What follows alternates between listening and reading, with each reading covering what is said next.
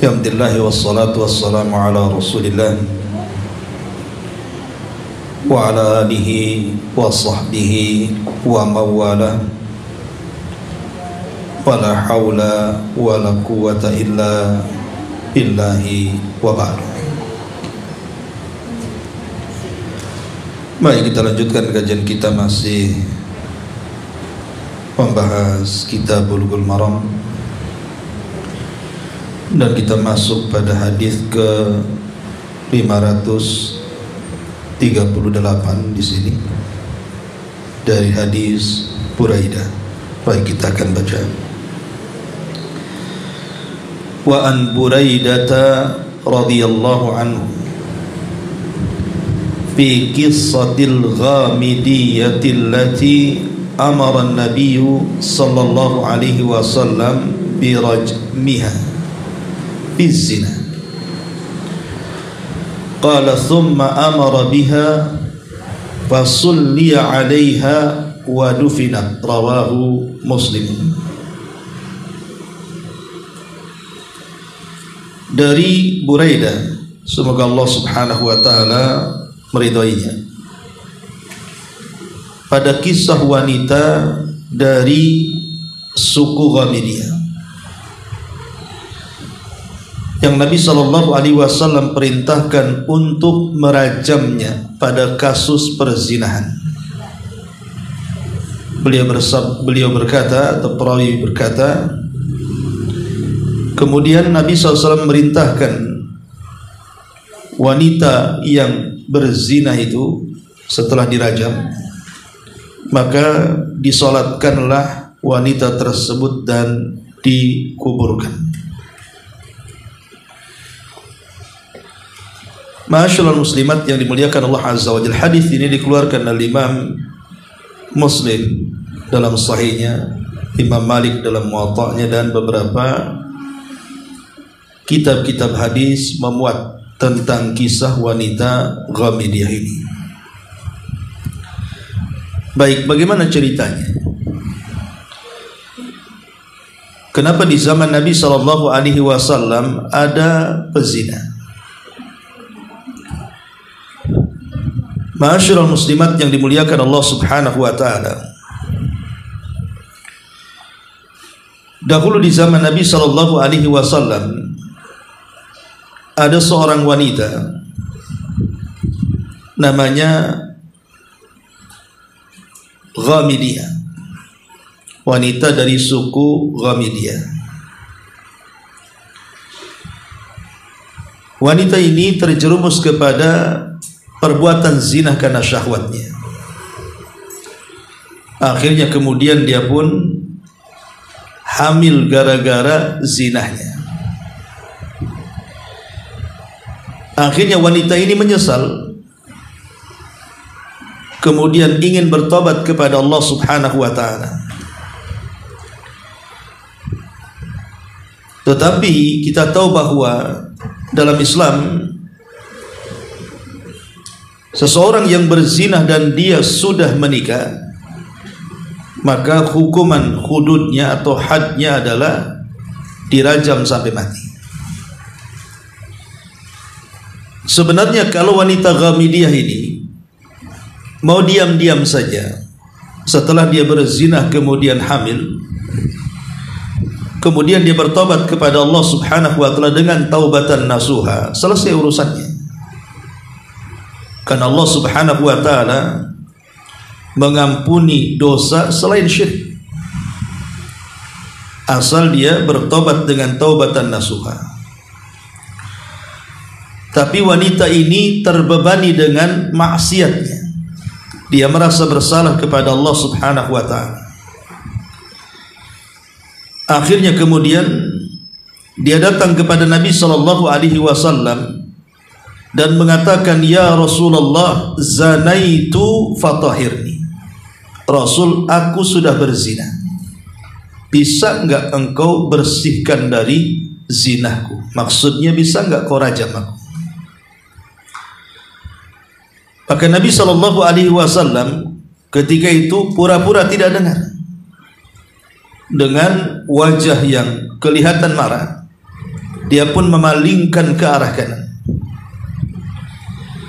Tetapi wanita dari Ghamid ini, dari suku Azdi ini, terus memaksa Nabi SAW dan mengatakan, zanaitu fatahirni. Rasul, aku sudah berzina, tolong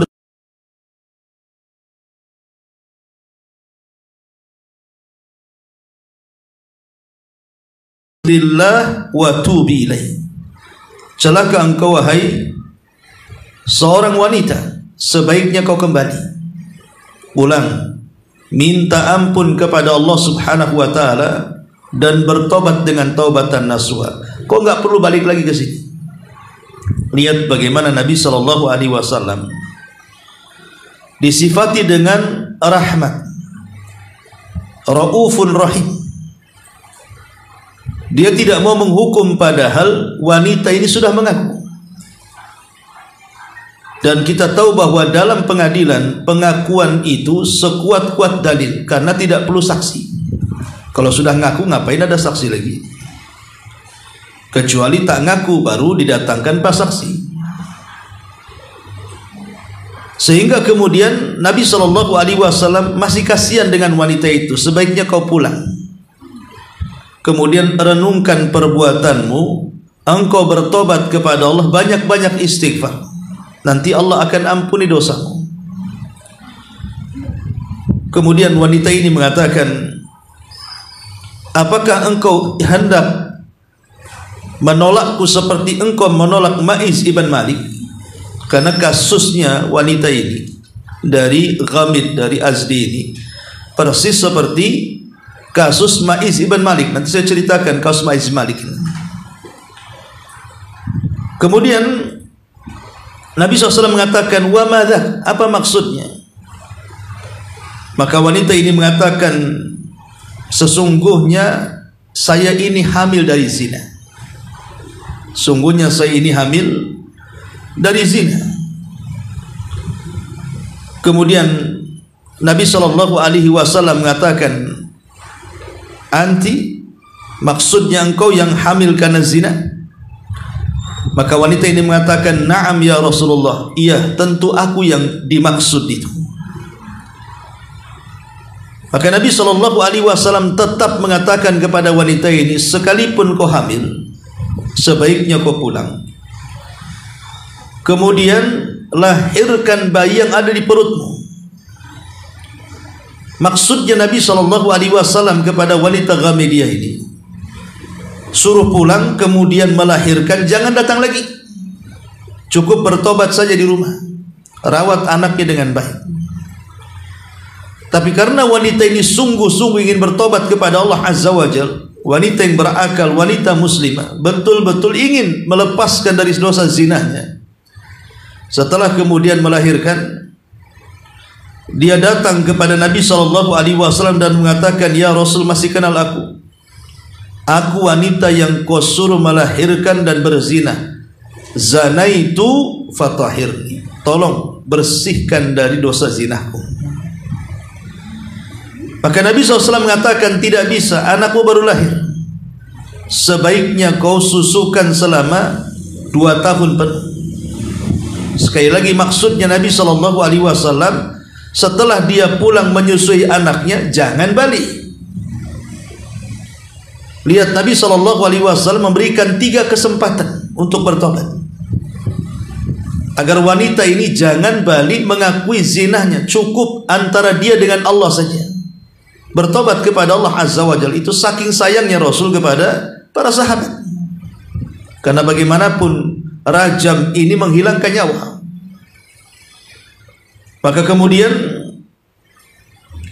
wanita ini pulang kemudian menyusui anaknya selama 2 tahun penuh. Kemudian wanita ini datang lagi kepada Nabi SAW dan mengatakan, ya Rasulullah, saya sudah menyusui anak itu 2 tahun penuh. Sekarang apalagi alasannya? Zanaitu fatahirni. Tolong bersihkan aku dari dosa zinaku. Akhirnya kemudian Nabi SAW memerintahkan para sahabat untuk merajam wanita ini. Saat dirajam, Ketika itu salah seorang sahabat, Khalid ibn Walid radhiyallahu an, ikut merajam wanita ini. Kemudian darah dari kepala wanita ini muncrat dan terkena badan Khalid ibn Walid. Maka Khalid kemudian marah kepada wanita ini, dasar pezina, kenapa kau kotori badanku dengan darah? Maka Nabi SAW mengatakan, jangan kau celak wahai Khalid wanita itu, karena sesungguhnya wanita itu telah bertobat. Yang kalau seandainya, kata Nabi SAW, seorang pemungut pajak itu bertobat kepada Allah Subhanahu wa taala, maka Allah Subhanahu wa taala akan menerima tobatnya, apalagi seorang pezina. Seolah-olah pemungut pajak itu lebih parah dosanya dibandingkan zina. Akhirnya kemudian wanita itu dirajam sampai mati. Dan Nabi SAW kemudian memerintahkan wanita itu untuk dimandikan, kemudian disolatkan, dan Rasul sendiri yang menjadi imam salatnya. Ketika itu Umar bin Khattab radhiyallahu anhu mengatakan, ya Rasulullah, wanita itu pezina, kenapa engkau menyolatinya? Biar yang lain saja. Maka Nabi SAW mengatakan, ya Umar, laqad taba taubatan law qusimat baina ummatin lawasi'athum. Wanita itu sudah bertobat wahai Umar, kalau seandainya tobatnya dibagikan kepada umat ini cukup bagi mereka. Ini kisah wanita Ghamidiyah. Lah kisah serupa adalah kepada Ma'iz ibn Malik radhiyallahu anhu. Ma'iz ibn Malik ini memiliki tuan namanya Hazal. Dia seorang budak, sekaligus anak angkat daripada Hazal radhiyallahu anhu. Lah Ma'iz ini atau Ma'iz ibn Malik ini sama kasusnya dengan wanita dari Azdi Ghamidiyah itu. Dia kemudian terikut syahwatnya, akhirnya berzina dengan sesama budak dan ketahuan oleh majikannya Hazal. Entah kenapa kemudian Hazal ini memerintahkan Ma'iz ibn Malik ini untuk melapor kepada Nabi dan membersihkan dosa zinanya. Padahal sebelum Ma'iz ini berdiskusi dengan Hazal, dia datang kepada Abu Bakar dan Umar. Sementara Abu Bakar dan Umar menyarankan agar tidak datang kepada Rasul, cukup bertobat saja. Tapi karena Hazal tuannya memaksa dia agar membersihkan dosa di zinahnya, maka Hazal meminta kepada Ma'iz ini untuk datang kepada Nabi. Maka berangkatlah Ma'iz ibn Malik menemui Nabi SAW. Kemudian mengatakan, ya Rasulullah, tahhirni minaz zina, bersihkan aku dari dosa zina ini. Maka Nabi SAW mengatakan, irji fastaghfirillah wa tub ilaih. Rasul tidak mereken ucapan si Ma'iz ini, bahkan disuruhnya pulang, bertobat kepada Allah dan banyak-banyak istighfar. Maka kemudian setelah Nabi SAW memerintahkan Ma'iz untuk pulang, Ma'iz pun kemudian pulang. Di tengah jalan balik lagi dia dan mengatakan, ya Rasulullah, zanaitu fatahhirni, aku sudah berzina, bersihkan aku. Sampai 3 kali. Maka Nabi SAW kemudian mengatakan, ya sudah, gini saja, kau pulang dulu. Kemudian Ma'iz pun pulang. Lah saat pulang, Nabi SAW memerintahkan orang-orang untuk menyelidiki si Ma'iz ibn Malik ini. Apakah otaknya sudah gila sehingga dia datang mengakui perzinahan?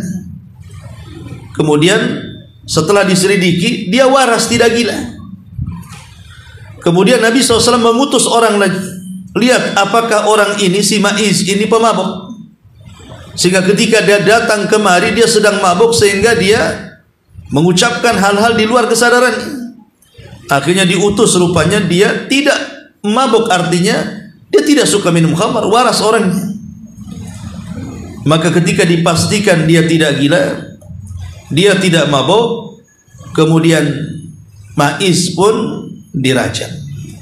Saat dirajam, Maiz diikat. Mulailah para sahabat Nabi SAW melempari Maiz. Masalahnya ikatannya tidak kuat, dan Maiz pun merasakan sakit, akhirnya lari dan dikejar para sahabat. Kemudian pelariannya sia-sia karena ketangkap juga oleh para sahabat. Kemudian tetap dirajam dan Maiz pun meninggal dunia dalam kondisi menerima hukuman hudud. Ketika Nabi SAW mendengar Maiz ini lari saat dirajam, dia menyesalkan. Nabi menyesalkan kenapa dikejar. Harusnya dibiarkan saja dia lari, kemudian mudah-mudahan dia bertobat, kan begitu. Tapi sahabat kalau sudah geram tetap dikejar, kemudian dirajam sampai mati. Disitulah Nabi SAW merenung, kemudian mulai memanggil majikannya Hazal dan mengatakan, ya Hazal, ala satartahu bi thawbik, tidakkah kau tutup aibnya si Maiz ini dengan pakaian? Kenapa kau paksa dia datang kepadaku mengakui perzinahan? Kenapa kau tidak tutup aibnya? Kau nasihati suruh bertobat kepada Allah Subhanahu wa ta'ala, kenapa disuruh datang? Akhirnya terjadilah apa yang terjadi. Ma'asyiral muslimat yang dimuliakan Allah Subhanahu wa ta'ala, lah sama juga kasusnya ketika kemudian dia dirajam, maka kemudian orang-orang pun setelah meninggalnya Maiz ini, para sahabat kemudian mereka temenung. Maka Nabi SAW datang kepada para sahabat, istaghfiru li Maiz ibn Malik, Maiz sudah meninggal karena kalian rajam, maka mintakan ampun akan dosa-dosa Maiz. Maka para sahabat mengatakan, ghafarallahu li Maiz, semoga Allah Subhanahu wa ta'ala mengampuni dosa Maiz ibn Malik.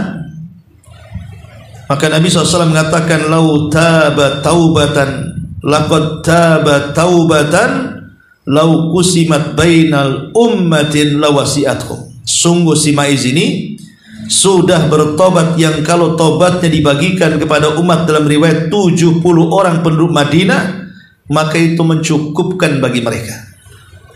Dua kisah ini kurang lebih hampir mirip. Tapi apakah kemudian Maiz ini yang berzina dengan wanita Ghamidiyah? Tidak ada riwayatnya. Karena ada yang mengatakan bahwa lawan zina daripada Maiz ini wanita Ghamidiyah. Tapi pendapat yang kuat berbeda kasusnya. Maiz kasus sendiri, dan ia lebih dulu melapor kepada Rasul, baru kemudian wanita dari Azdi Ghamidiyah ini juga kasus yang berbeda. Baik ma'asyiral muslimat yang dimuliakan Allah Subhanahu wa ta'ala, perhatikan dua kisah ini. Dua kisah yang menarik kita kaji. Ada beberapa catatan ataupun faedah dari kisah ini. Pertama, bahwa perzinahan itu adalah dosa yang memberikan pengaruh kepada pelakunya dengan pengaruh buruk. Jadi orang yang masuk dalam dosa zina ini akan sulit tobatnya, kecuali orang yang diberikan taufik oleh Allah Subhanahu wa ta'ala. Karena bagaimanapun dosa zina ini adalah dosa yang penuh dengan kenikmatan, makanya hukumannya pun dirajam supaya dia merasakan sakit dari kepala sampai kaki, sebagaimana dia berzina merasakan kelezatan dari kepala sampai kaki. Begitulah al-jaza min jinsil amal, bahwa balasan itu disesuaikan dengan perbuatan dosanya. Dan ini bukan kekerasan. Merajam orang yang berzina itu bukan kekerasan. Karena ada orang yang mengatakan bahwa hukum rajam itu seolah-olah Islam ini agama sadis, radikalis bahasanya. Tidak, ini hukum Allah Subhanahu wa ta'ala. Karena hukum rajam ini bukan hanya dalam Islam, bahkan di dalam kitab Taurat atau ahli kitab juga hukum rajam ini berlaku. Pernah di zaman Nabi SAW ada wanita dan laki-laki Yahudi berzina. Karena Yahudi di zaman Rasul masih dalam perjanjian perdamaian yang disebut dalam Piagam Madinah, maka mereka pun kalau ada kasus masih menemui Rasul untuk diselesaikan kasusnya. Maka Nabi SAW mengatakan, bagaimana menurut ajaran kalian wanita dan laki-laki yang berzina? Maka mereka mengatakan hukumannya ringan, tidak sampai dirajam. Maka Rasul mengatakan, kadzabtum, dosa kalian. Kemudian Rasul mengatakan, kalau gitu datangkan Taurat kepada. Tiba-tiba didatangkan Taurat. Kemudian Rasul mengatakan, Iqra, baca. Maka mereka pun membaca tentang ayat-ayat seputar hukuman berzina. Tapi yang baca ini curang. Dia menutup dengan jarinya ayat tentang rajam. Lah kebetulan waktu itu ada tokoh Yahudi namanya Abdullah ibn Salam sudah masuk Islam. Dan dia tahu ayat itu. Kata Abdullah ibn Salam, irfa yadaika, angkat tangan, waqra, dan bacalah. Akhirnya kemudian diangkat tangannya, rupanya ada ayat tentang perajaman bagi orang yang berzina dan dia sudah menikah. Jadi hukum zina ini dirajam bukan hanya dalam Islam saja. Sebelum Islam pun memang seperti itu. Apakah kemudian ketika mereka menganggap kita sadis, kita katakan juga agama sebelumnya kalau gitu sadis? Ini hukum Allah, karena kalau tidak seperti ini, bahwa zina ini merusak segalanya. Apalagi para ulama mengatakan gara-gara dosa zina ini berapa banyak kemudian anak-anak tanpa bapak. Dan kita tahu bahwa anak tanpa bapak ini, walaupun secara biologis mungkin dia bapaknya, tapi secara syar'i tidak ada kait-mengait dengan dia. Karena anak zina ini tidak memiliki hak waris, tidak memiliki hak wali, tidak memiliki hak mahram. Tiga-tiga terhapus. Walaupun dengan ayah biologisnya, tapi dia tidak bisa mewarisi harta ayah biologisnya. Dan ayah biologisnya tidak bisa menjadi walinya kalau dia wanita. Dan dia tidak bisa jadi mahram. Akhirnya kemudian nasabnya dinasabkan kepada ibunya. Jadi merusak keturunan. Makanya kemudian kita tahu bahwa usul pondasi kenapa kemudian Islam itu disyariatkan kepada kita, salah satunya menjaga nasab dengan adanya pernikahan. Sebab zina itu merusak nasab. Belum lagi menghancurkan keluarga, menghancurkan masyarakat, belum lagi kemudian menyebarkan penyakit, ya, baik penyakit kepada diri sendiri atau penyakit kepada orang. Jadi banyak sekali madaratnya. Makanya kenapa Islam dengan tegas Allah katakan wala taqrabu zina, jangan dekat-dekat. Dekat saja tidak boleh, karena kalau sudah dekat pasti akan melihat, kalau sudah melihat pasti penasaran, akhirnya terjadi. Ma'asyiral muslimat yang dimuliakan Allah Subhanahu wa taala. Lalu apa sih penyebabnya? Kenapa orang itu bisa melakukan perzinahan?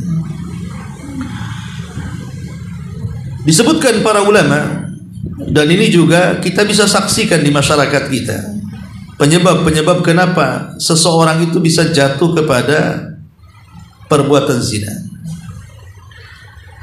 Pertama, karena dha'ful iman, karena iman yang kurang. Sebab kita tahu bahwa iman itu bertambah karena ketaatan, sementara iman itu berkurang karena kemaksiatan kepada Allah Azza wa Jalla. Ketika kurang iman, maka dia bisa saja bermaksiat kepada Allah dan bisa saja dia melakukan perzinahan. Ini yang paling utama, karena dha'ful iman. Yang kedua adalah itlaqul basari, karena tidak menjaga pandangan. Allah Subhanahu wa taala mengatakan dalam surah An-Nur ayat 30, "Qul lil mu'minina Yaghudduna min absarihim, katakan kepada orang-orang yang beriman, hendaklah mereka menundukkan pandangan-pandangan mereka, baik laki-laki atau perempuan, karena berawal dari memandang, berakhir dengan berzina. Kemudian yang ketiga, khurujun nisa mutabarrijat, karena wanita-wanita yang tidak pernah memperhatikan auratnya sehingga membawa fitnah bagi laki-laki. Makanya Allah mengatakan dalam surah Al-Ahzab 33, wa qarna fi buyutikunna wala tabarrujna tabarrujal jahiliyatil ula. Hendaklah wanita itu lebih banyak diam di rumah-rumah kalian dan jangan tabarruj kalau keluar rumah seperti tabarrujnya orang-orang jahiliyah, maksudnya menampakkan auratnya. Kemudian yang keempat, dukhulur rijal al-ajanib alal mar'ati, memudah-mudahkan memasukkan orang yang bukan mahram ke dalam rumahnya ketika suaminya tidak ada atau ketika mahramnya tidak ada. Dan ini yang banyak terjadi di pedesaan. Ya, kalau orang kota dah biasa. Zaman dulu biasanya kadang-kadang orang membiarkan anak gadisnya pacaran itu, bahkan sengaja orang tuanya pergi biar pacaran di rumahnya. Ya betul, memang kadang-kadang ditentukan jamnya, jam sekian, tapi berkhalwat berdua-duaan itu dipastikan jatuh kepada perzinahan. Anehnya kalau dilarang, mereka mengatakan takut nggak laku anak gadisnya. Ini kan aneh gitu ya. Kalau di kota jangan tanya, ya, zina di kuburan pun ada. Karena dia setannya masalahnya ya. Orang takut dulu dengan kuburan, sekarang orang nggak takut dengan kuburan. Kemudian juga di antaranya adalah ta'khiru man balagha minasyabab wasyababat an az-zawaj, sengaja mengakhir-akhirkan pernikahan. Sengaja mengakhir-akhirkan pernikahan. Dan itu faktornya macam-macam, entah karena pendidikan, entah karena memang orang tua, dan macam-macam. Padahal anaknya sudah mau menikah. Lihat bagaimana Nabi SAW mengatakan, ya ma'syarasy syabab man istata'a minkumul ba'a fal yatazawwaj. Wahai anak muda, kalau sudah sanggup menikah, kenapa tak menikah? Maka Nabi SAW mengatakan, idza ja'akum man tardawna dinahu wa khuluquhu fazawwiju. Kalau ada laki-laki yang datang melamar putramu baik agama dan akhlaknya, fazawwiju, nikahkan putrimu dengan dia. Kalau tidak, rusak putri. Makanya kata para ulama, tergesa-gesa itu dari setan. Tetapi ada hal yang harus tergesa-gesa, salah satunya menikahkan anak gadis kalau dia sudah ingin menikah. Kalau tidak, maka banyak kerusakan. Akhirnya kemudian pacaran, ujung-ujungnya kawin lari. Cemana ngejarnya tuh? Ya udah lari dia kan. Dan repot jadi. Jadi ini diantara juga sebab-sebabnya, dan banyak sekali sebab-sebabnya. Ya mungkin handphone ini yang paling banyak penyebabnya. Ya, alat-alat yang tidak jelas. Kalau dulu majalah, sekarang handphone, dan semua ada dalam handphone. Musik, khamr, tempat-tempat maksiat, pokoknya semua itu penyebab adanya zina. Makanya para ulama mengatakan, lalu bagaimana caranya supaya seseorang itu bisa menghindarkan diri dari berzina? Ya pertama, kuatkan iman tadi. Kuatkan iman, ingat akhirat. Yang kedua, wanita-wanita sebaiknya mereka istiqomah dengan pakaiannya, jangan membuka aurat. Yang ketiga, tundukkan, biasakan menundukkan pandangan. Kemudian yang keempat, jauhi khalwat, berdua-duaan dengan laki-laki yang bukan mahram. Kemudian juga yang kelima, jauhi majelis-majelis syahwat, majelis-majelis yang memang di situ mengundang syahwat, diskotik, tempat-tempat malam, kafe-kafe, dan begitu seterusnya. Ya. Kemudian juga segera menikah kalau memang dia sudah waktunya menikah. Jangan sampai kemudian ditunda-tunda. Jauhi teman-teman yang buruk akhlak.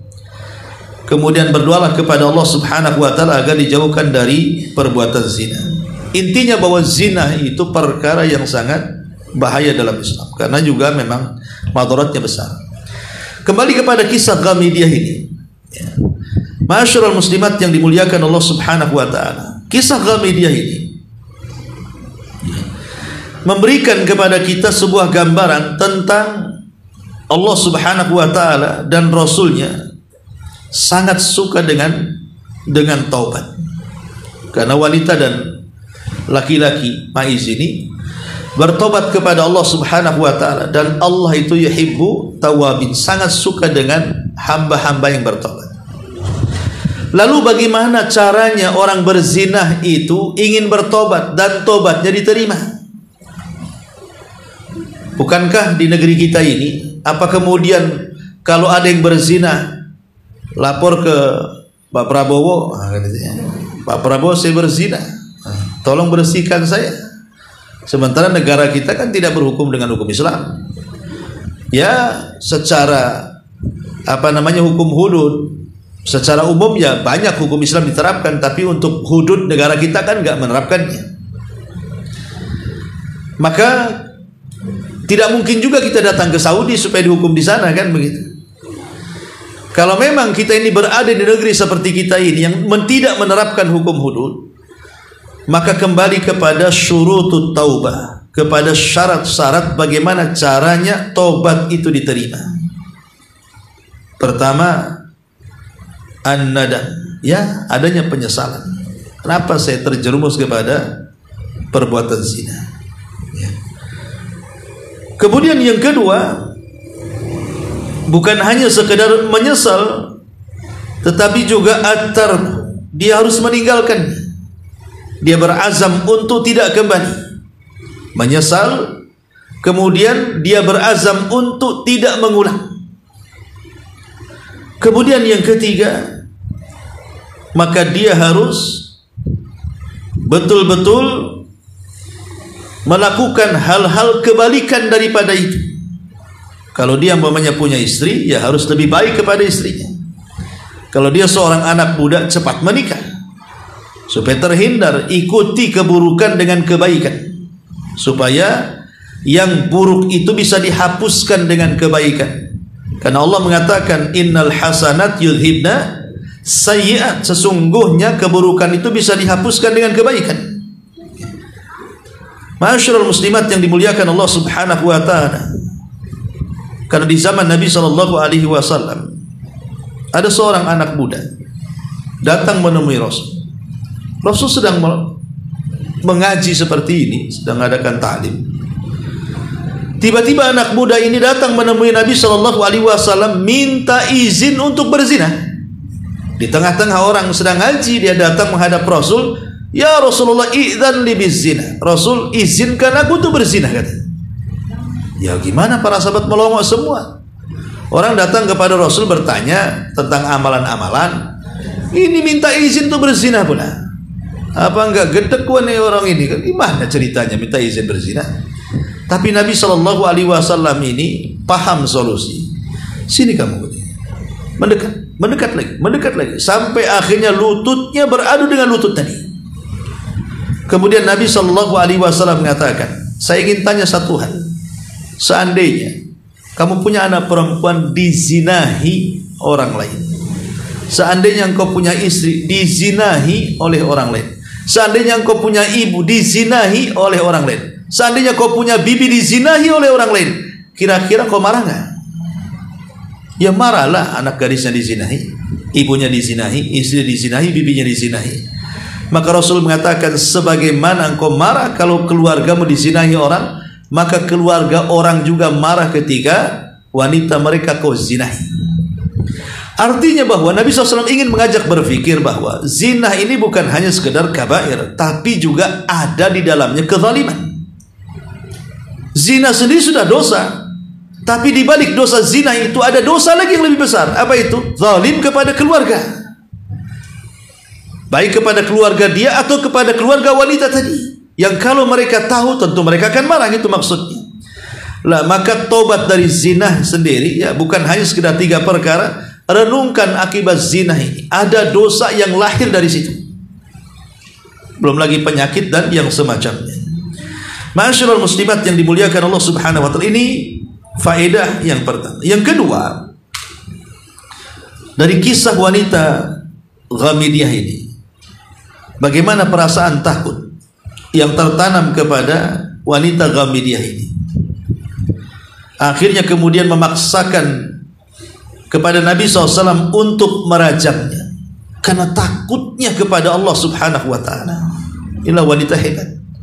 Rasul sudah memberikan 3 kesempatan. Pertama, datang suruh pulang.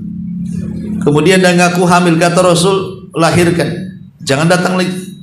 Kemudian setelah melahirkan datang lagi, kemudian dia menyusui, balik, jangan datang lagi.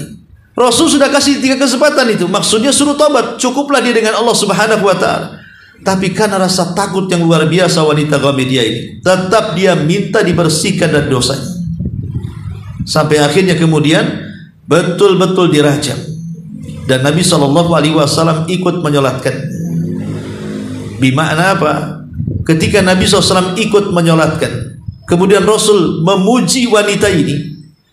Kalau seandainya sungguh dia sudah bertobat, yang taubatnya kau dibagi kepada sab'ina min ahlil Madinah, 70 orang dari penduduk Madinah, lawasiakum, cukup bagi mereka, menunjukkan wanita ini termasuk ahlul jannah. Wanita ini termasuk penduduk surga. Bagaimana tidak? Karena dia tobatnya saja kalau dibagi sudah mencukupi 70 orang. Kalau bukan ahli jannah, tidak mungkin ahli nah. Padahal dia berzina, tapi dia masuk surga kan? Menunjukkan bahwa amal itu ditentukan akhirnya. Itu faedahnya di sini. Amal itu ditentukan akhirnya. Awalnya dia melakukan dosa besar, tapi akhirnya dia bertobat dan ingin menebus kesalahannya dengan cara apa? Dirajam sampai mati.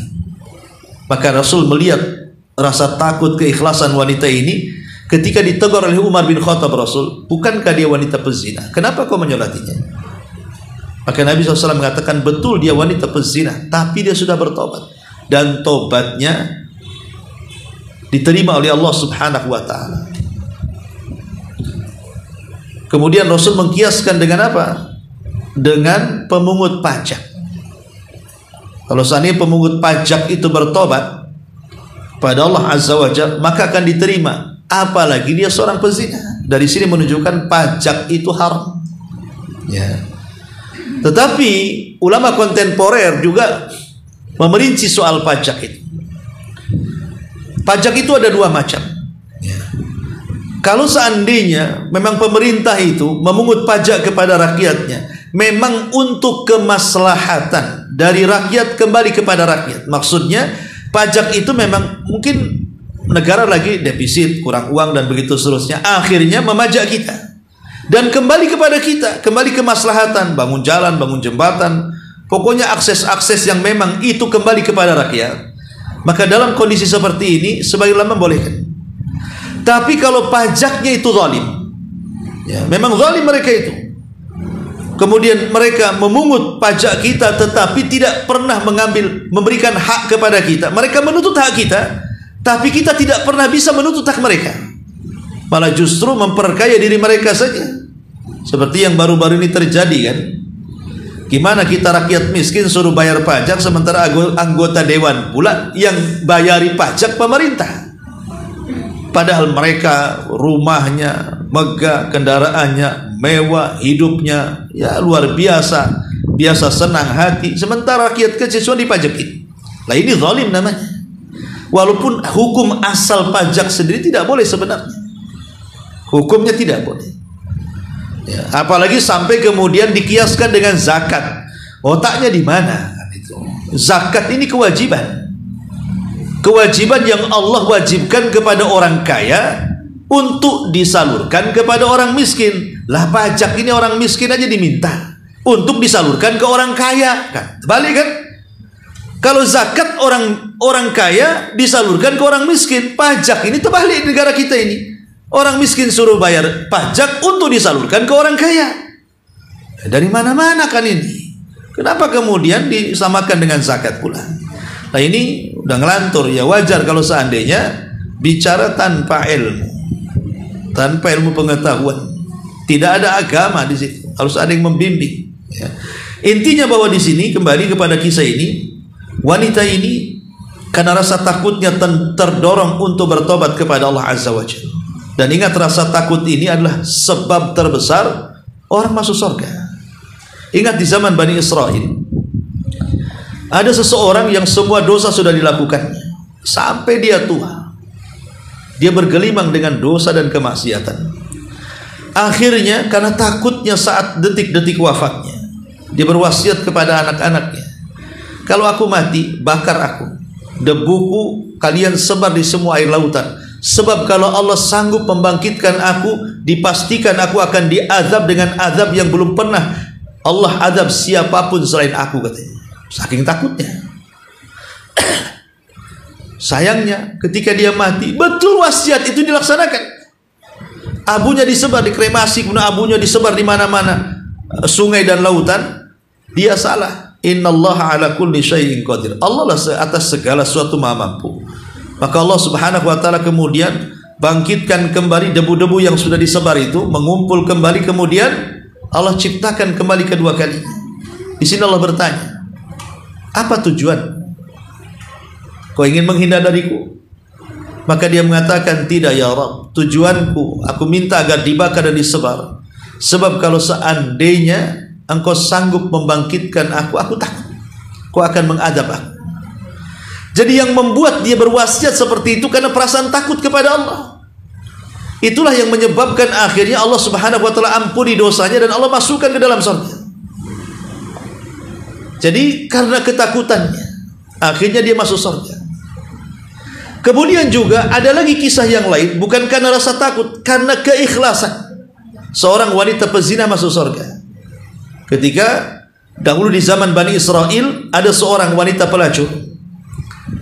Kemudian dia tersesat di padang pasir, kehausan, nampak sumur, masuk dia ke sumur, kemudian minum dari air sumur itu. Pas naik ke atas dengan susah payahnya, dia melihat anjing yang sedang kehausan. Akhirnya kasihan, karena keikhlasannya dia masuk lagi ke sumur dengan susah payahnya dan bisa menyelamatkan seekor anjing. Jadi lihat, akhirnya Allah Subhanahu wa taala ampuni dosanya karena keikhlasannya. Lah wanita Ghamidiyah ini, dia terkumpul dua perkara. Perkara pertama rasa takut, yang kedua keikhlasan ingin dirajam. Makanya wajar kalau seandainya Nabi SAW terharu dengan wanita ini, karena dia ingin menebus dosanya. Sampai Rasul mengatakan seperti itu. Ya. Ma'asyiral muslimat yang dimuliakan Allah Subhanahu wa taala. Baik, ini di antara faedah. Secara umum faedah hadis ini biar mudah kita catat. Ya. Pertama, bagaimana sayangnya Nabi SAW kepada para sahabat, dan bagaimana ajaran Islam ini penuh dengan kasih sayang. Tidak langsung orang ngaku maksiat langsung dirajam, kan, tidak. Ya. Kemudian yang kedua, pengakuan seorang pezina itu cukup diterapkan semacam hukum hudud walaupun tanpa saksi. Karena pengakuan itu sekuat-kuat dalil. Kecuali kalau tidak ngaku maka didatangkan 4 saksi. 4 saksi pun harus melihat dia berzina. Kalau orang mendobrak, umpamanya ada seorang suami atau istri curiga pasangannya berzina, akhirnya ngajak satu RW gerebek rumahnya. Rupanya pas digerebek, yang satu duduk di sana, yang satu duduk di sini. Memang dua-duanya telanjang. Apakah kemudian sudah bisa dihukum rajam? Tidak bisa. Kenapa? Karena kehormatan dan nyawa seorang muslim walaupun dia pezina masih lebih berharga daripada maksiatnya. Kecuali pas digerebek dia sedang berzina, betul-betul sedang berzina di ranjang, nampak dengan mata kita, itu lain ceritanya. Tapi kalau didobrak satu di sana satu di sini, ini tidak bisa dikatakan dia sudah pantas dihukum rajam. Karena bagaimanapun sekali lagi kehormatan dan nyawa seorang muslim walaupun dia seorang pezina masih lebih berharga, bisa saja dia bertobat setelahnya.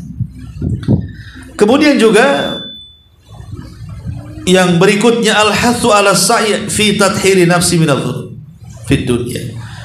Bersegera untuk membersihkan dosa mumpung di dunia. Kalau kita banyak dosa, mungkin banyak dosa baik mendolimi diri sendiri atau dosa kepada orang, menggibah, menghina, mengambil hak dan lain sebagainya, kembalikan hak-hak itu kepada orang mumpung di dunia. Kalau di akhirat sudah tidak bisa lagi mengembalikan hak kecuali qisas. Ya. Kemudian juga hadis ini juga tentang subut al-had al-iqrar, subut al-had al-iqrar bihi, tetapnya hukum hudud dengan adanya pengakuan. Kemudian di sini juga tentang kisah wanita Ghamidiyah, bagaimana wanita Ghamidiyah ini meminta kepada Nabi SAW untuk dirajam, menunjukkan keikhlasan dan amalan takut yang luar biasa, dan itu banyak dialami para sahabat Nabi SAW yang harus kita tiru tentang akhlak mereka. Karena banyak orang-orang yang melakukan kemaksiatan itu mereka tidak punya rasa takut kepada Allah Subhanahu wa taala. Banyak sekali. Padahal seorang yang beriman itu jangan cerita maksiat. Kalau seandainya sholat saja, orang yang beriman itu takut kalau sholatnya tidak diterima, apalagi maksiat. Ibadah saja bagi seorang yang beriman itu harus ada perasaan takut. Jangan-jangan sholat saya belum diterima tadi, jangan-jangan puasa saya belum diterima, jangan-jangan sedekah saya tidak diterima, dan begitu seterusnya. Apalagi maksiat. Maka hanya orang-orang yang keras hatinya yang mereka membiarkan atau terbiasa dengan kemaksiatan kepada Allah Subhanahu wa ta'ala. Ma'asyiral muslimat yang dimuliakan Allah Azza wa Jalla, kembali kepada topik tentang hadis yang kita bahas ini. Ini kan kita membahas tentang kitab Al-Janaiz, ya. Jadi Imam Nawawi rahimahullahu taala ketika memberikan catatan kepada hadis ini dalam kitabnya Syarhul Muhadzab, dia mengatakan, apakah orang yang berzinah itu harus dimandikan, disolatkan, dan dikuburkan di pekuburan kaum muslimin? Maka kata Imam Nawawi, yughassal wa yusalla 'alaiha, tetap dimandikan dan disolatkan, dan tetap dikubur di pekuburan kaum muslimin, ya. Walaupun sebagian ulama seperti Imam Malik khusus untuk tokoh-tokoh jangan ikut menyolatkan. Khusus untuk tokoh-tokoh jangan menyolatkan. Sebagai apa? Takzir. Sebagai takzir artinya untuk menakut-nakuti yang lainnya jangan sampai mati ketika mereka berzina. Biar disolatkan, diurus sama orang-orang awam saja. Tokoh-tokohnya jangan ikut menyolatkan. Itu kata Imam Malik rahimahullahu ta'ala. Ya, tetapi wallahu alam, kalau memang dia sudah bertobat kepada Allah Azza wa Jalla, maka kata Imam Nawawi rahimahullah ta'ala tetap disolatkan, dan imam juga ikut, para ustadz juga ikut menyolatkan, kemudian juga dimandikan dan dikuburkan di pekuburan kaum muslimin, ya. Tapi kalau dia memang meninggalnya di mana? Di tempat kemaksiatan, maka sebagai takzir tidak mengapa tokoh-tokoh jangan ikut menyolatkan, supaya jangan yang lainnya dijadikan pelajaran seperti dia melakukan perzinahan. Wallahu alam, ini diantara hadis tentang masalah kisah wanita dari Ghamidiyah. Baik, sampai di sini. Sebelum saya tutup, silakan kalau ada yang bertanya.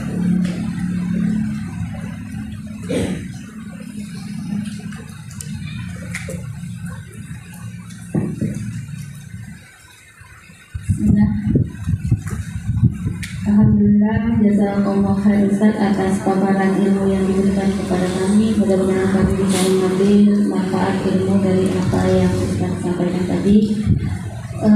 Di sini ada pertanyaan Ustaz, apakah misalnya tadi wanita yang ini dia mengaku kalau dia melakukan perbuatan zina, dan apakah dosa-dosa yang lain juga sama Ustaz, seperti dia korupsi atau membunuh orang, maka sama perlakuan, ditegakkan hukuman kepada dia ketika dia mengaku, seperti itu Ustaz? Ya, alhamdulillah, tentu masing-masing dosa kan berbeda. Ada dosa-dosa itu yang ditetapkan dalam Islam hukumannya yang disebut dengan hukum hudud. Mencuri, kalau sudah sampai 1/4 dinar itu potong tangan. Kemudian zina, kalau belum menikah maka dicambuk 100 kali, diasingkan setahun. Kalau dia sudah menikah, rajam sampai mati. Atau kalau seandainya dia membunuh, ya maka hukum qisas. Jadi ada hukuman-hukuman yang berdasarkan Quran dan Sunnah, ada ketetapannya. Orang yang minum khamr di zaman Nabi 40 kali cambukan, kemudian di zaman Umar ditambah menjadi 80. Contohlah.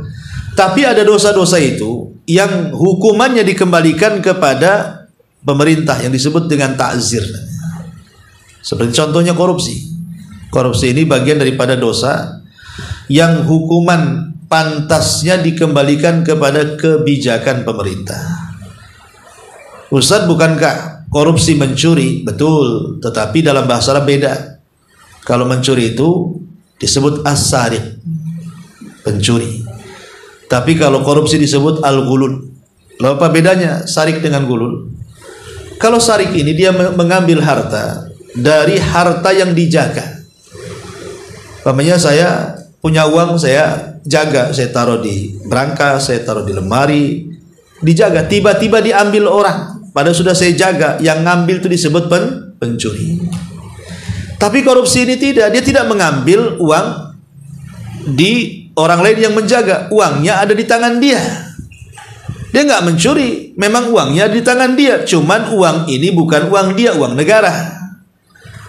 Diambil sama dia karena kebijakan dia, karena dia merasa pejabat ini bisa mengambil uang yang di tangan dia. Itulah bedanya korupsi. Korupsi nggak ngambil uang orang, uangnya di tangan dia, cuman karena jabatannya diambil. Sementara maling itu uang orang, kayak umpamanya contoh penjarahan kemarin itu disebut maling. Yang maling Iron Man, maling apa, celana dalam, semua dia semua. Itu diambil. Itu maling namanya. Itu pencuri. Itu kalau sudah 1/4 dinar potong tangan dalam Islam. Ya. Tapi kan itu uang korupsi itu umpamanya kan, uang korupsi. Maka kita ambil. Tidak bisa juga walaupun uang korupsi dan itu uang dari pajak kita ambil, tidak bisa juga. Karena Anda ini mencuri. Apa bedanya dia koruptor, Anda pula pencuri? Ada bedanya. Cuman kalau dosa koruptor tentu lebih besar ya daripada pencuri. Kenapa? Karena dia menanggung dosa sebanyak rakyat yang dipimpin dia. Berapa sih rakyat Indonesia itu? Uangnya diambil dia. Itu sebanyak itu dia dapat ini. Tapi hukuman di dunia kembali kepada kebijakan pemerintah. Kalau pemerintah berani hukuman mati, nggak masalah. Walaupun dia tidak membunuh, karena kembali kepada kebijakan besar kecilnya dia mengambil uang rakyat. Itulah bedanya di situ. Jadi lihat, masing-masing dosa itu ada hukuman masing-masing, tidak sama. Ya. Wallahu a'lam. Ustaz, ada pertanyaan masuk begini Ustaz. Bukankah kita itu diperintahkan untuk bukankah kita diperintahkan untuk menutup kesalahan masa lalu? Kejadiannya begini, saya punya saudara, dia menikah setelah hamil, kemudian anaknya lahir perempuan, lalu ingin menikah. Yang jadi pertanyaan, kan orang tuanya, ayah biologisnya tidak boleh menjadi wali nikah. Sementara kalau seandainya dia ceritakan bahwa anaknya adalah anak di luar nikah, itu sama dengan saya membuka aib saya masa lalu. Sementara Allah memerintahkan agar untuk menutup masa lalu. Itu bagaimana Ustaz? Itu hal sederhana, jangan dipersulit. Tidak perlu diceritakan. Betul, jangan diceritakan kalau anak ini hasil zina. Anak tidak perlu tahu. Ya, cukuplah orang tua bertobat. Kalau sudah bertobat, Allah sudah tutup aibnya. Jangan diceritakan kepada orang. Tapi secara hukum Islam tegas bahwa dia hanya sebagai anak biologis, bukan anak syar'i. Sehingga saat menikah itu ya disiasati saja. Kan ada diundang Pak Ustadz, Pak Kiai, Pak Kua, dan tinggal diwakilkan saja. Anaknya kan tidak tahu, kan umumnya kan begitu. Di masyarakat kan pura-pura gugup, saya nggak bisa nikahkan, tolonglah Pak Kua aja yang nikahkan. Nah, bisa saja. Kan anaknya nggak tahu. Ya. Sebenarnya ini kan perkara sederhana saja, gampang, jangan dipersulit gitu ya. Dan nggak boleh diceritakan memang supaya anak itu tidak down dia. Akhirnya dia merasa bahwa dia bukan ayah biologisnya. Kalau memang si ayah yang menzinahinya itu dia yang menikahinya, memang secara hukum khusus untuk kemahroman, dia jadi mahram. Seperti saya menikahi dengan janda yang punya anak, itu hukumnya. Saya menikahi janda, dia punya anak perempuan, berarti saya dengan anak perempuan itu mahram. Kenapa? Karena saya menikahi ibunya. Jadi kalau laki-laki yang berzina ini menikahi wanita yang dizinahinya itu, kemudian punya anak, laki-laki itu perempuan, anak itu dianggap anak bawaan, bukan anak kandung. Secara syar'i ya, walaupun secara biologis anak kandung dia. Jadi mahramnya itu karena menikahi ibunya, tapi hanya sebatas mahram saja. Dia tidak bisa jadi wali dan dia tidak bisa mewarisi. Lalu bagaimana caranya? Kalau mamanya diceritakan nanti aib lagi, padahal kaya bapaknya, hibahkan semasa hidupnya, kasih dia hadiah, ini rumah ini untuk kamu, tapi jangan menzalimi ahli waris yang lainnya. Gitu maksudnya, kasih wasiat supaya, karena kan dia bukan anak biologisnya, berarti bisa dapat wasiat. Tapi kalau dia ahli darah biologisnya dengan pernikahan syar'i, berarti tidak ada wasiat kepada ahli waris karena sudah ada ketetapan hukum bagian-bagian warisnya. Jadi saya pikir orang tua bisa lah nutup-nutup anak, nggak bisa kan, bisa disiasati semuanya. Wallahu a'lam. Satu lagi Ustaz, sebentar saya bacain. Assalamualaikum warahmatullahi wabarakatuh Ustaz. Semoga Allah selalu menjaga Ustaz dan keluarga, amin ya rabbal alamin. Yang ingin ditanyakan tentang pernikahan siri. Seseorang melakukan pernikahan siri, lalu mereka bubar begitu saja, dan bahkan ada yang menikah lagi atau menjalin lagi hubungan dengan lawan jenis. Apakah termasuk zina? Kalau pernikahan siri, apakah begitu saja dengan mudah memutuskan untuk bercerai? Mohon maaf saya tanya ini karena saya menemukan banyak kasus seperti ini di lapangan Ustaz. Demikian pertanyaannya. Iya, alhamdulillah. Nikah siri, maksudnya nikah siri kalau yang kita pahami di negeri kita, nikah yang tidak ada catatan sipilnya, tapi secara rukun dan syarat nikah terpenuhi, itu nikah siri. Memang tidak dicatat di catatan sipil di KUA, tapi benar nikahnya, ada walinya, ada saksinya, ada maharnya, ada wali. Pokoknya sama dengan nikah-nikah yang lainnya, sah secara syar'i, tapi belum tercatat secara catatan sipil, gitu saja kan gitu. Bagaimana cara cerainya? Ya, cerai itu kan ada dua macam. Ya, ada cerai dari pihak si suami dengan mengatakan ku ceraikan kamu, atau cerai dari pihak istri dengan cara menggugat cerai. Bagaimana caranya? Mau ke pengadilan nggak ada surat-surat, maka hadirkan orang-orang yang pernah menikahkan dengan dia, kembalikan maharnya. Kembalikan maharnya. Berapa maharnya? Balikan.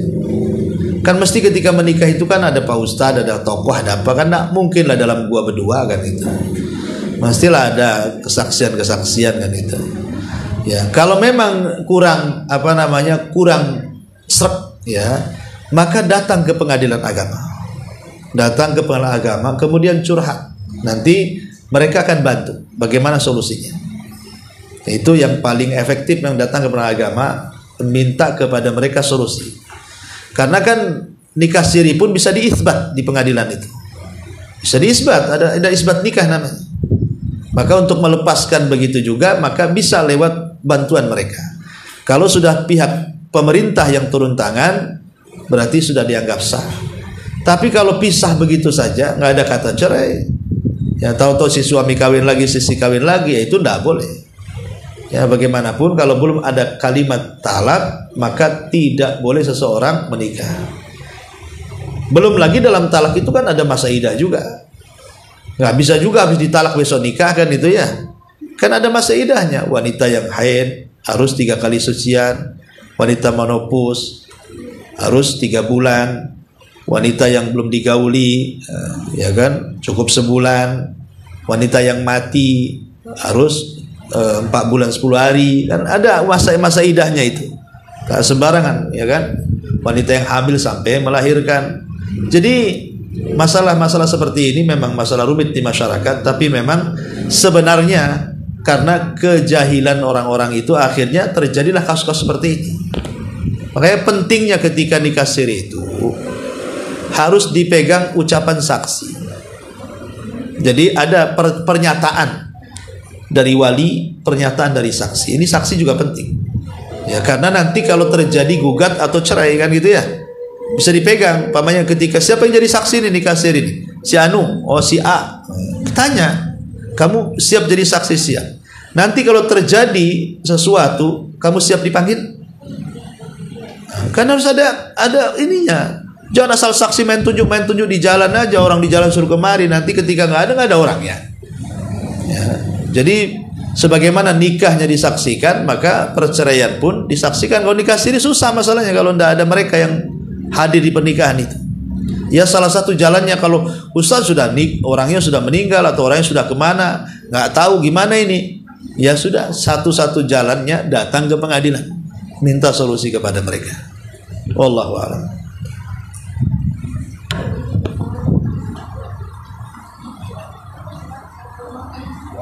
Hah?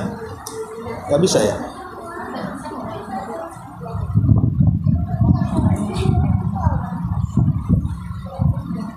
Ustaz, mau tanya tentang anak yang hasil zina tadi itu. Kalau dengan bapak biologisnya saja dia bukan mahram, bagaimana dengan keluarga dari bapak? Nah itu gimana mahram ini mana? Ya nggak mahram sama bapaknya aja nggak, boleh sama keluarga bapak kan itu. Dia sama ibu saja mahramnya, sama keluarga ibu semua. Dan secara syar'i memang harus dibintikan kepada ibunya. Memang seperti itu hukumnya. Sebenarnya untuk membuat jerah Islam itu kan, supaya membuat jerah jangan suka berzina, nanti punya anak kayak gitu, kasihan nggak? Kasihan sama anaknya. Sebenarnya kan itu maksudnya. Maksudnya itu supaya bagi yang lain pelajaran. Kan itu. Jadi intinya bahwa mahramnya sama bapaknya itu hanya sekedar menikahi ibunya saja. Itu saja, menikahi ibunya jadi mahram. Kalau tidak dinikahi ya nggak ada mahram. Cuman walaupun bukan mahram bukan berarti boleh nikah sama ayah biologisnya, nggak boleh. Tetap dalam Islam nggak boleh karena ada darah dari dia masalahnya. Walaupun bukan mahram, tetap nggak boleh nikah dengan ayah biologisnya. Ya, wallahu a'lam. Ya.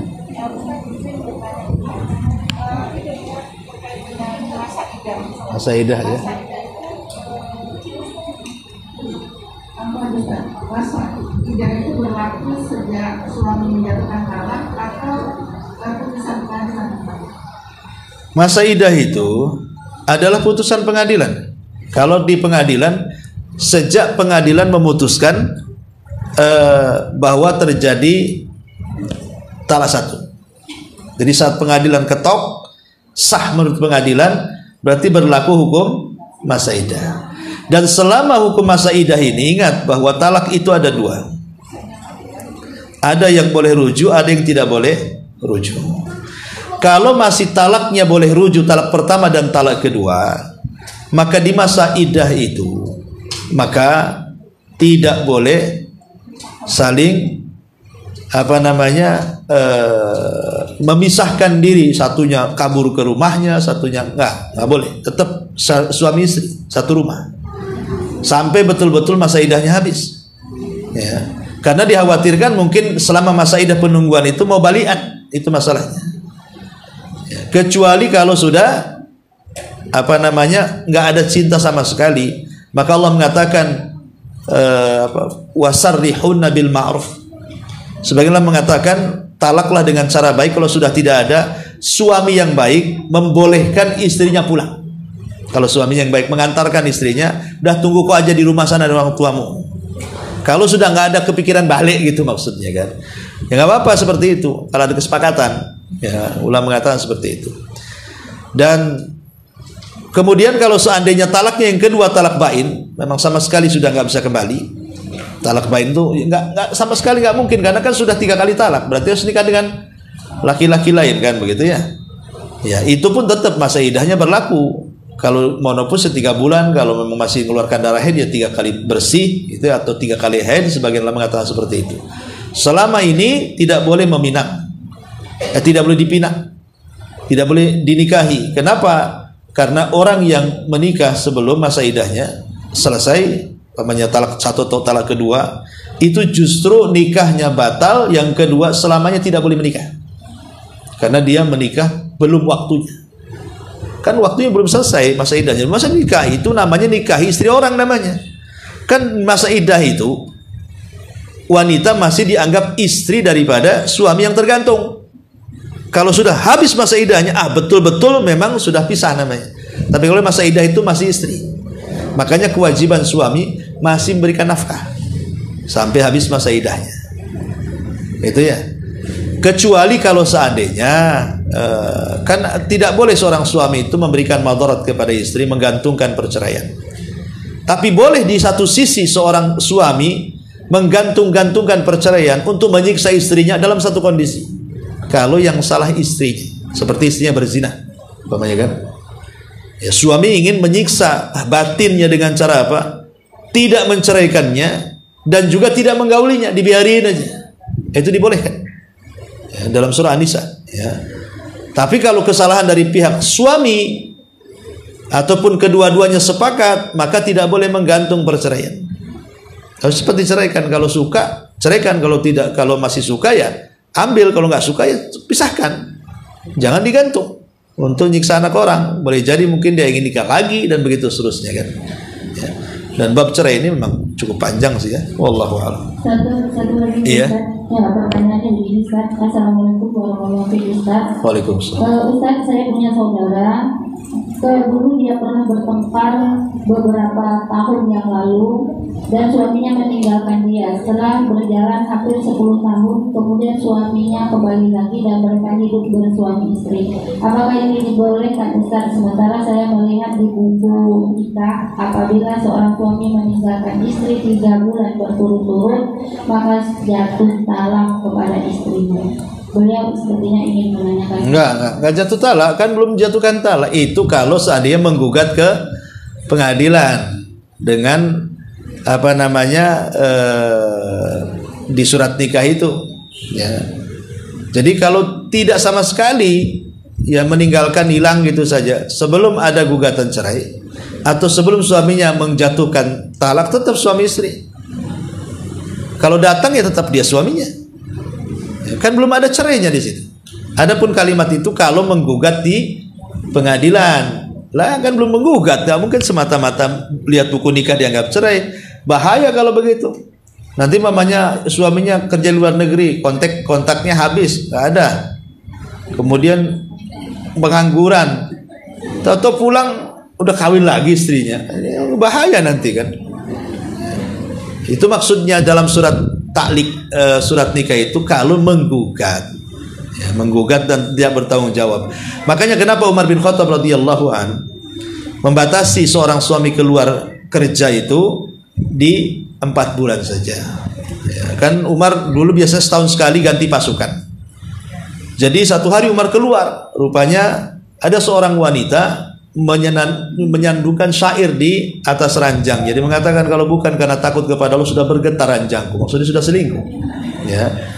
Lah Umar akhirnya paham kebutuhan biologis perempuan. Akhirnya Umar mengatakan sudah, kebijakan diganti, yang tadinya setahun sekali jadi 4 bulan sekali. Dari sini jadi patokan seorang suami boleh keluar, dia hanya 4 bulan harus pulang.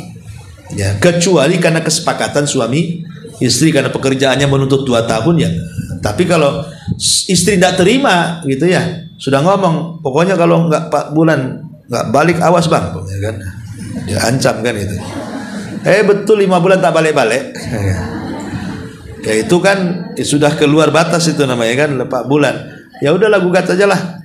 Masa 4 bulan nggak tanggung jawab, nggak ngirim duit, nggak apa gitu kan? Wallahu a'lam. Baik, sampai di sini subhanaka wa bihamdika asyhadu an la ilaha illa anta astaghfiruka wa atubu ilaik. Wallahu taala alam. Assalamualaikum warahmatullahi wabarakatuh.